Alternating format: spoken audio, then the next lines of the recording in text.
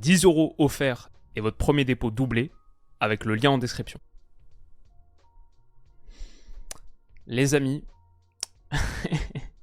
bienvenue, j'espère que vous allez tous très bien, que vous passez une très bonne soirée devant cet Euro 2024 qui prend une drôle de tournure alors qu'on a Nicolas Chalafiori là, Mattia Zachani qui est en train de passer devant nous.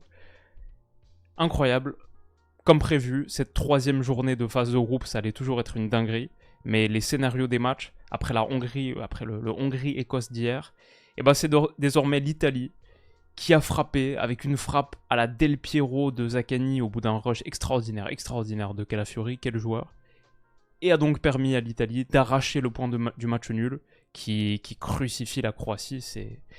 C'est... La miniature était prête, ouais, mais le football en a décidé autrement. Il faut pas se prononcer trop vite en foot et sur cet Euro qui est vraiment en train de devenir totalement fou. Donc, comme hier, on va pas faire d'analyse tactique approfondie. On pourrait parler de ce match croate qui était dans l'ensemble assez pauvre. Honnêtement, pour une équipe qui devait l'emporter pour passer, c'est pas suffisant. On pourrait parler du pauvre Luka Modric qui rate son penalty, sorti par Donnarumma qui est en train de faire un tournoi. J'ai dit, lui, il est prêt à refaire gagner l'Euro à l'Italie, mais ses coéquipiers un peu moins. Par contre, le tournoi de Donnarumma, il n'y a rien à dire contre l'Espagne. Encore une fois là, sur le centre, une minute plus tard, quel arrêt, je crois, sur la tête de Budimir. Mais Modric se reprend, c'était l'histoire magique, c'était l'histoire splendide d'un Luka Modric qui repousse les limites de l'âge, 39 ans, et qui repousse la faucheuse de sélection internationale, qui repousse ce démon qui se profile de sa retraite internationale. Et ça pourrait être son dernier tournoi, la Coupe du Monde 2026, ouais, 2 ans, à 39 ans, c'est quand même long. On sait pas, c'est pas encore officiel, il a rien dit à ce sujet. Mais ouais, c'est chaque moment de Luka Modric, oui, lapsus, ça peut être son dernier. Il faut en profiter. Et la Croatie, en concédant le nul, dans les tout derniers instants, et bah, est éliminé à 97% de l'Euro. C'est pas encore fait officiellement. Première chose à dire, c'est un très bon résultat pour la Hongrie, hein, qui dès la deuxième journée, cette deuxième journée de troisième journée, vous m'avez compris, mais dès le groupe B, a une équipe, un troisième qui est inférieur à elle. Il en faut plus qu'un. Dans le groupe C, D, E et F. 4 possibilités, plus qu'un troisième inférieur à la Hongrie, plus qu'un troisième qui prendrait que 2 points, par exemple, ou 1 point. Et la Hongrie serait officiellement qualifiée pour les huitièmes. Par contre, pour la Croatie, il existe une possibilité. Je ne sais même pas si c'est vraiment utile de l'énoncer, mais en gros, demain, il y a Angleterre-Slovénie. Si l'Angleterre explose la Slovénie, genre une différence de but, il faut au moins 3 buts d'écart, et bah la Slovénie resterait à 2 points et serait à moins 3 de goal average. Et si dans le même temps, le Danemark bat la Serbie resterait à 1 point, et donc on aurait une Slovénie inférieure à la Croatie. Ok, il en faudrait encore un. Encore un pire troisième qu'une Croatie qui a 2 points et moins 3 de goal average. Ça pourrait pas être dans le groupe D, bien sûr. Ça peut pas être dans le groupe E, où tout le monde a 3 points.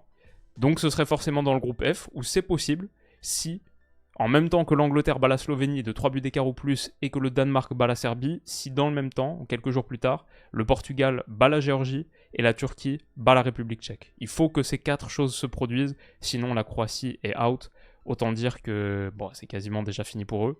Donc voilà, c'est à ça que ressemble cette fin de match, c'est ça que signifie cette fin de match.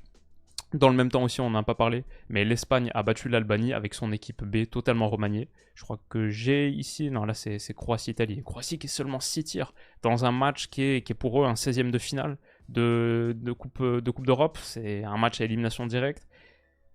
6 tirs seulement, ouais, c'est pas suffisant. Et est-ce qu'on a le Espagne-Albanie, ouais, pour vous montrer le 11 espagnol, tout le monde était changé par rapport au précédent match, à part Laporte, ce qui signifie bien, je pense, aux yeux de De La Fuente que Nacho est un titulaire.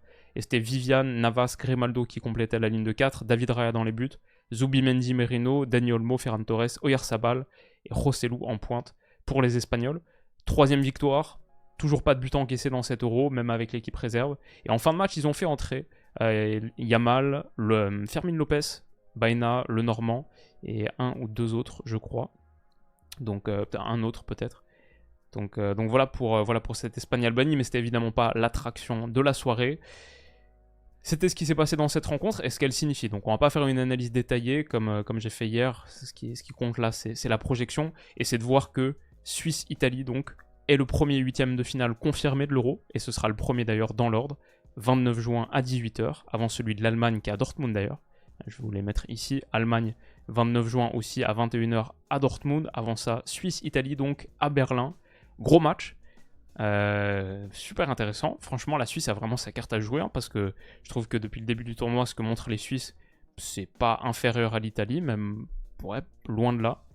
Donc ça va être très très intéressant. Les Italiens qui, maintenant que la phase d'élimination directe arrive, ça peut aussi devenir une autre équipe. Franchement, ça va être pas mal. Et surtout pour l'Italie, bah, c'est évidemment un très très bon résultat. On revoit ce tableau là.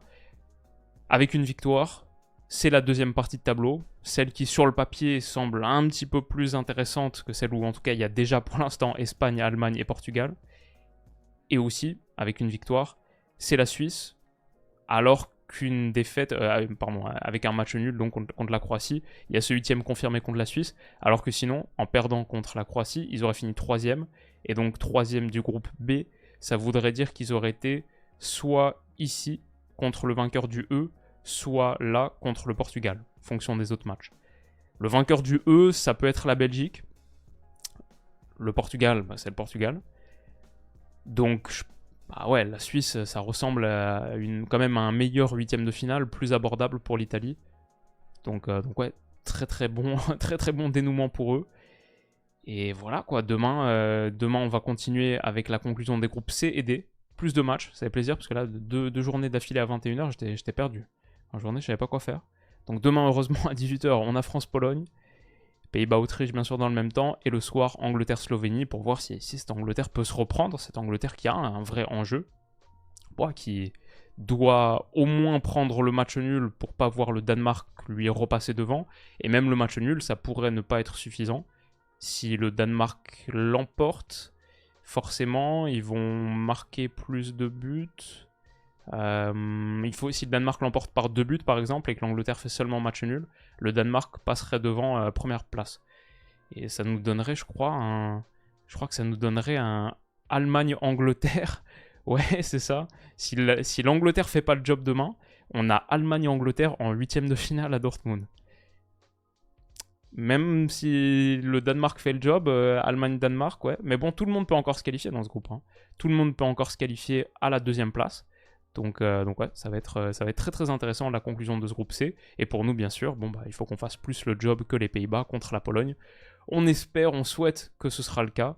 Mais voilà, il n'y a pas grand-chose de plus à rajouter sur cette soirée. Le débrief de l'Italie, c'est que c'était pas extraordinaire, même si en première période, Livakovic a sorti un très très bel arrêt. Donnarumma aussi en seconde. La Croatie a vachement reculé après le but de l'ouverture du score, ce qui fait qu'on termine donc avec un Luka Modric qui a peut-être joué le dernier match international de sa carrière. Donc ouais, maintenant moi j'ai une miniature à refaire et une nuit de sommeil à compléter, histoire d'être prêt pour la grosse journée de demain. Mais donc voilà, comme on dit, la Croatie pas encore officiellement éliminée de l'Euro. Ferran Torres élu homme du match contre l'Albanie. Pas le match qui nous intéressait le plus. Celui-ci par contre, ce huitième de finale là, ça va être très très intéressant. Donc voilà, c'est tout pour aujourd'hui. Rendez-vous demain.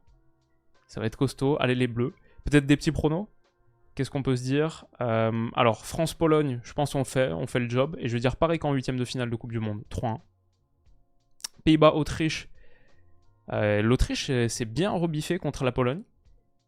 Les Pays-Bas, c'est pas mal aussi. Hein. Moi, j'aime bien. Franchement, je pense qu'ils peuvent surprendre leur monde. Donc, un beau match, peut-être. Peut-être Depuis le moment, j'essaie de passer mon 3-2. Donc, je vais le retenter ici. Pays-Bas-Autriche, 3-2 pour les Néerlandais. Et enfin, Danemark-Serbie. Je pense que le Danemark le fait. 2-0. Non, 1-0. La Serbie, je suis vraiment pas convaincu. Et Angleterre-Slovénie, je pense que l'Angleterre le fait. Et même une victoire qui leur fait du bien mentalement. Un petit 3-1. Avec un but, il en faut un au moins, de Benjamin Šeško sur 7 euros. C'est ce que je souhaite. Donc voilà, on verra ça demain. Merci d'avoir été là les amis. Qu'est-ce que vous avez pensé de cette Italie-Croatie? Dites-moi tout ça en commentaire. Et ouais, rendez-vous demain pour parler de France-Pologne notamment. Prenez soin de vous. Bisous.